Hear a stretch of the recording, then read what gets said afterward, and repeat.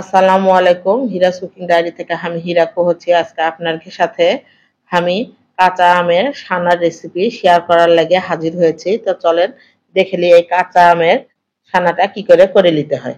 আমের সানাটা করে নেওয়ার লাগে প্রথমে 4টা আম ভালো করে লিখিয়ে নিয়েছি। নিয়ে আম 4টা প্রেসার কুকারে দিয়ে এর মধ্যে 1 কাপ পানি দিয়ে প্রেসার কুকারের ঢাকনটা খুব ভালো করে আটকে এবার আমি চুলাটা ধরিয়ে দিন। প্রেসার কুকারে আমি 4টা সিটি দিয়ে নিয়েছি। নিয়ে এবার আমি প্রেসার কুকারের ঢাকনটা খোলার লাগে একটা খুন্তা দিয়ে ভিতরকার ভাপ ব্যাগখানি প্রেসার কুকারে বের করে নিয়েছি। নিয়ে এবার ঢাকনটা খুলে নিয়েছি। দিয়ে দেখে নিচ্ছি যে আমি যে আমগুলা সিজতে দিয়েছিল সে আমগুলা ভালোভাবে সিজেছে কিনা তা দেখে নিচ্ছি। আমি যে 4টা আম সিজতে দিয়েছিল সে আম 4টা খুব ভালোভাবে সিজে গেছে। এবার একটা চিমটার সাহায্যে ব্যাগটি আম আমি উঠিয়ে নিচ্ছি। ব্যাগটি আম আমার উঠিয়ে নেওয়া হয়ে গেছে। এবার আমগুলাকে সানা করে নিব। এই লেগে আমি এটে করে রসুনের কোয়া নিয়ে নিয়েছি 10-12টা।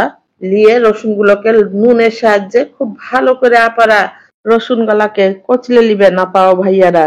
যারা আমার মতো আস্ত রসুনের কোয়াগুলোকে কচলে নিতে না পারবেন তারা চাইলে ভক করে যায় হাঁসাতে কুচিয়ে নিবেন, নিয়ে নুন দিয়ে মাখিয়ে নিবেন, তাহলেই হয়ে যাবে। তো এবার এতে করে আমি যে শুকনা মরিচগুলো নিয়েছি মরিচগুলাকে খুব ভালো করে তেলের মধ্যে টেলে নিয়েছি। এবার এই শুকনা মরিচগুলোকে আমি নুনের সাথে খুব ভালো করে কচলে নিয়েছি। আপনারা দেখেই বুঝতে পেরেছেন যে আমি কাজটা কিভাবে করে নিয়েছি। আমি সবকটা শুকনা মরিচ খুব ভালোভাবে কচলে নিয়েছি। নিয়ে এর মধ্যে খানিক সরষের তেল দিয়ে নিনু। নিয়ে ভালো করে আরেকটু খানিক মাখিয়ে নিচ্ছি।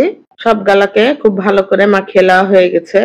এবার সিঝিয়ে নেওয়া আমগুলাকে আমি এক এক করে টিপে নিচ্ছি। আশা করি আপনারা দেখে বুঝতে পারছেন আপা ভাইয়ারা আমি এক এক করে আমগুলাকে কিভাবে চিপে নিচ্ছি। তা আমার এই আমের সানার রেসিপি যদি আপনাদের ভালো লেগে থাকে তাহলে ভক করে যায় আমার পেজ হিরাস কুকিং ডায়েরিটাকে লাইক, শেয়ার ও সাবস্ক্রাইব করে দিন।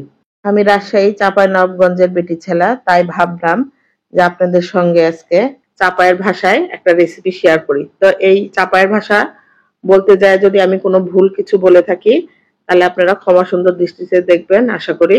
আজকের আমের ভর্তা করে নেওয়া শেষ। এবার আমি আপনাদের সামনে পরিবেশন করে দেখিয়ে দিচ্ছি। আজকের আম ভর্তা পরিবেশন করা শেষ। আবার দেখা হবে আপনাদের সঙ্গে ইনশাল্লাহ নতুন কোনো রান্নার রেসিপি নিয়ে। সে পর্যন্ত আল্লাহ হাফেজ।